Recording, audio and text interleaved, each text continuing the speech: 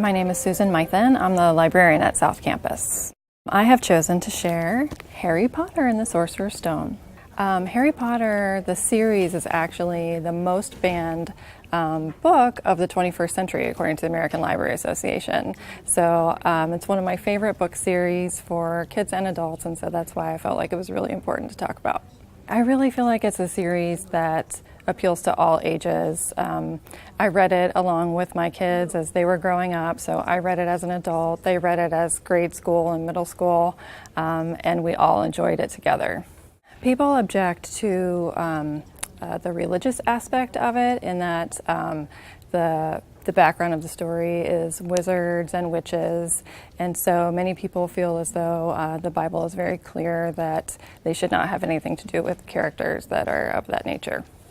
I think it's a great series because outside of the really intricate and interesting wizarding world, I feel like that's just really a vehicle that the author uses to tell this really important story about a boy who has to overcome all these challenges and find his place in the world.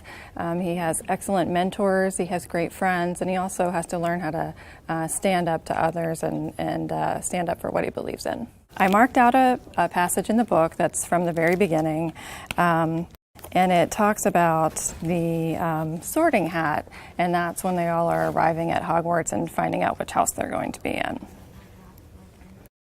"I shall return when we are ready for you," said Professor McGonagall. "Please wait quietly." She left the chamber. Harry swallowed. "How exactly do they sort us into houses?" he asked Ron. "Some sort of test, I think. Fred said it hurts a lot, but I think he was joking."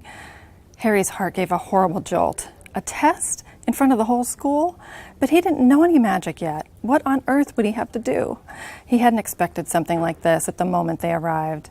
He looked around anxiously and saw that everyone else looked terrified too. No one was talking much except Hermione Granger, who was whispering very fast about all the spells she'd learned and wondering which one she'd need. Harry tried hard not to listen to her. He'd never been more nervous, never, not even when he had to take a school report home to the Dursleys, saying he'd somehow turned his teacher's wig blue. He kept his eyes fixed on the door. Any second now, Professor McGonagall would come back and lead him to his doom. I love that passage because it's just about someone being in a situation where they feel like they're in over their head, they don't belong, and I think that it would resonate really with a lot of students. I see it all the time. They come to class on their first day, they've been away from college for a long time, and they get here and they feel like they're the only one that doesn't know exactly what to do, and they're the only one that doesn't know the answers. And so that's one of the things that we like about the library, is that we can help everybody feel more comfortable.